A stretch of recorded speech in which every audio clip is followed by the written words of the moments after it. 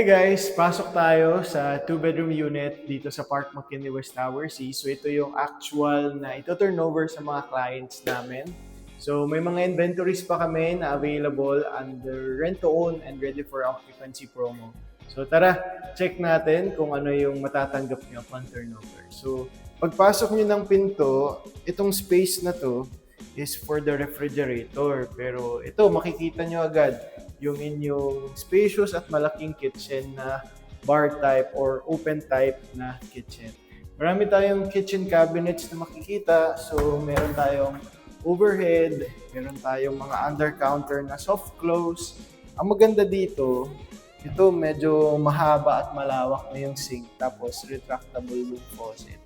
Tapos, ang inclusions, meron ng 4-burner na induction cooktop. Ang brand pala, guys, is GE.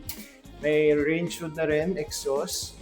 Yan. And of course, isa sa mga nire-request is itong built-in oven. Kasama na po ito. So here, another area for your kitchenwares and then storage. A lot of storage. And isa sa paborito ko talaga sa layout nito, itong bar type na counter. Kasi pwede kang maglagay dyan ng parang mataas na bar chair para at least habang nagbuhugas ka dito, nagluluto, nakikipag-usap ka sa family members mo. Sara ko lang tong pinto. By the way, digital lock set na yung ating pintuan, so hindi na disusi.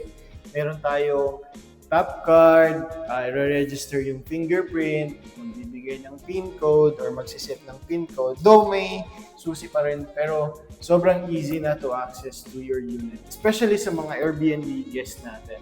Dito yung electric panel natin. Tapos itong room na to, this one is actually a utility room or service area or a maid's room sa mga big families na may helpers. So itong area na to is for the washer and dryer. Ready na din yung sa faucet natin.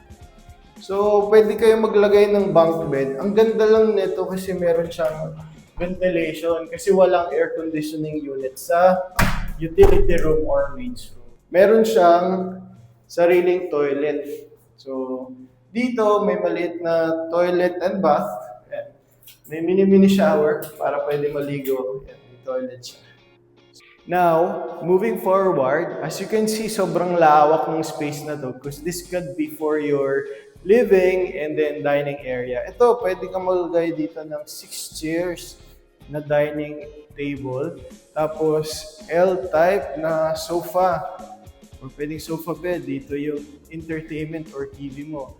May air conditioning unit na pala nakasama. Ang brand is Daikin. Tapos, may access ka papunta sa balcony.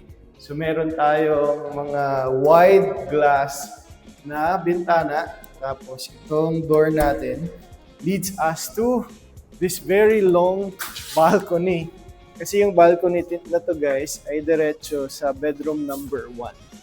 So, as you can see, yan, ito yung railings and this is your view. The sunset side of Park McKinley West. And the Grand Avenue and then you have their BGC on that side. Grabe, ang ganda na ito. So, kung pupunta ka ng bedroom number 1, access ka lang dito. Yan, pakita natin yan later. And now guys, may mini hallway dito. First na pinto is going to the bedroom number 1. And then this right here naman is for the common toilet and bath. Pasukin muna natin itong bedroom number 1. So for this bedroom number 1, para to sa mga anak or other family members, this one, you can put a queen size bed here. Then, as I've said kanina, yun yan, may access tayo to the balcony. Pwede tayong lumabas papunta ng living area. Yan. So here in this bedroom number 1, it comes with an aircon already, split type also, and this modular closets for the clothes. So maganda na actually yung finishes, tapos smart home pa yung mga ilaw natin. And now, here is your common toilet and bath.